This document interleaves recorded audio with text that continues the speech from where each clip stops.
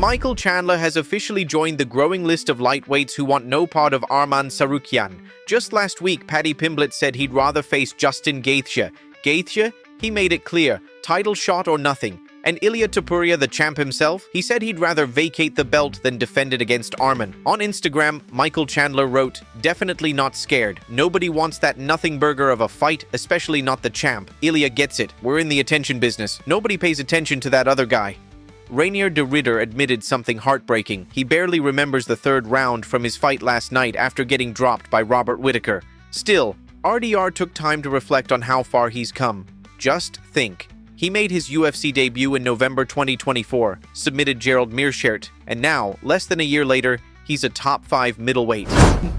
At any point did you feel that, especially in the second round, did you think that you were in trouble? In the third round?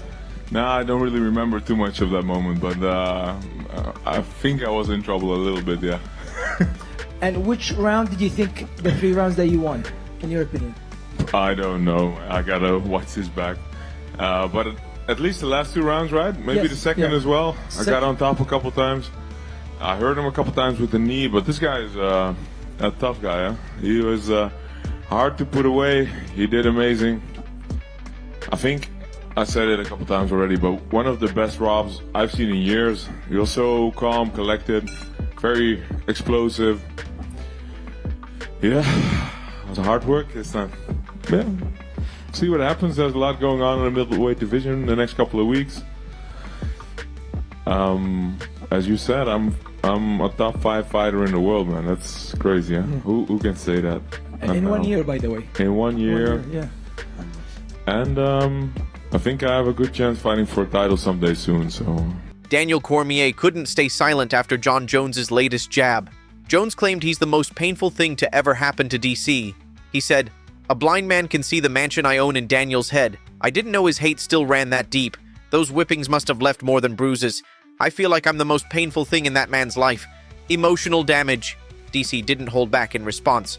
On his YouTube channel, he brought up the tragic loss of his daughter in a car accident in 2003, making it painfully clear nothing John has done could ever compare to that kind of real-life pain.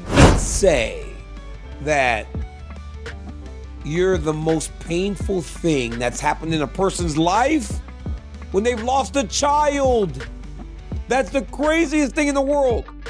You say I'm the most painful thing that's happened in a person's life when they've lost a child. Or their father got murdered. But again, he knows that. But that's why you know you're dealing with a different type of human being. You cannot say I'm the most painful thing. But like I said, you're dealing with a different type of person. When they can know that, they can know all those things, very well documented, what has happened in my life, to say that. But even with that, right? Even with that, I'm good. I'm only talking about what is the news now, and also how stupid he is. He just really is not the smartest person. And once again, it's proved. After his unanimous win over Said Nurmagomedov last night, Bryce Mitchell had something to share. He posted this video to his Instagram story. Send him to Arkansas 2 or 3 years and forget about it. I love that comment. At the post-fight press conference, Bryce talked about how he and Sean Strickland are kind of similar. He said he's just a little nicer than Sean. People compare your interviews with those of another American fighter, Sean Strickland. Do you see the similarities between you guys? I mean, I think there's similarities, but I try to be overwhelmingly nice. Like, if you can't tell how much I love you, bro, like, you ain't paying attention. Like, I go out of my way to tell people how much I love them. I don't ever try to disrespect nobody. If I do disrespect somebody, I really ain't trying to, bro. Like, I think I'm a little bit nicer than he is. But, I mean, that's just what I think. I don't know, but I've heard that before, you know, but I think what separates me is how much I care about people. Because I really do, bro. Like, I care about all you guys. I love all you guys. I pray for all you guys. And, yeah, you mean a lot to me. So I hope. Last night, Petr Yan and Merab Dvalishvili had a respectful back and forth after Yan's unanimous win over Marcus McGee. Merab said, "Great fight, Petr Yan." Congrats, Yan replied, "Thanks, Merab. Good luck in your next fight. Hopefully it's me and you for the belt next." These two fought back in 2023, where Merab won by decision. But at the post-fight press conference in Abu Dhabi, Jan said if they fight again, it's going to be a whole different story. Preference on who you would rather win between Merab and Corey? Obviously, you have a win over Corey and you'd like to avenge the loss to Merab. Yeah, obviously I prefer to rematch Merab, to see how I'll do against him when I'm healthy. But Corey is also a great fighter, interesting fighter. We had a great fight with him.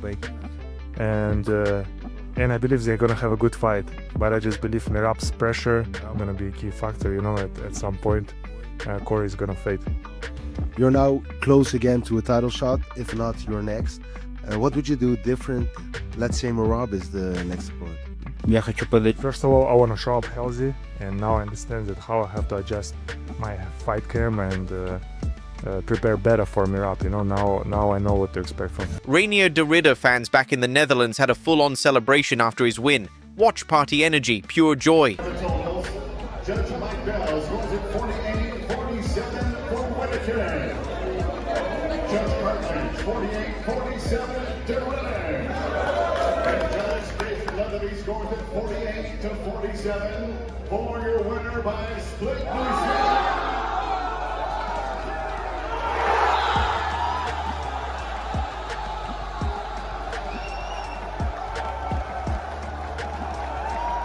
Bilal Muhammad had his say too.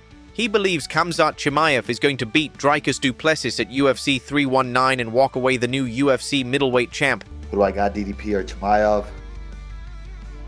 Honestly, I think too many people are counting out Chimaev's cardio. I think where Khabib said it best, if he stands up with him and strikes with him, I think he'll do well. DDP is an awkward style, but he does get hit a lot. And he breaks a lot of guys with fatigue. If Chimaev doesn't come out super hard in the first round, trying to take him down and letting out all his energy, I think he'll be fine if he keeps it standing. And then maybe the later rounds you try to wear on him a little bit, but you don't want to go out for that kill in the first round. And DDP just plays defensively, he's strong, obviously, and then you end up burning yourself out for 4 rounds. So he needs to be smart, especially in this 5-round fight.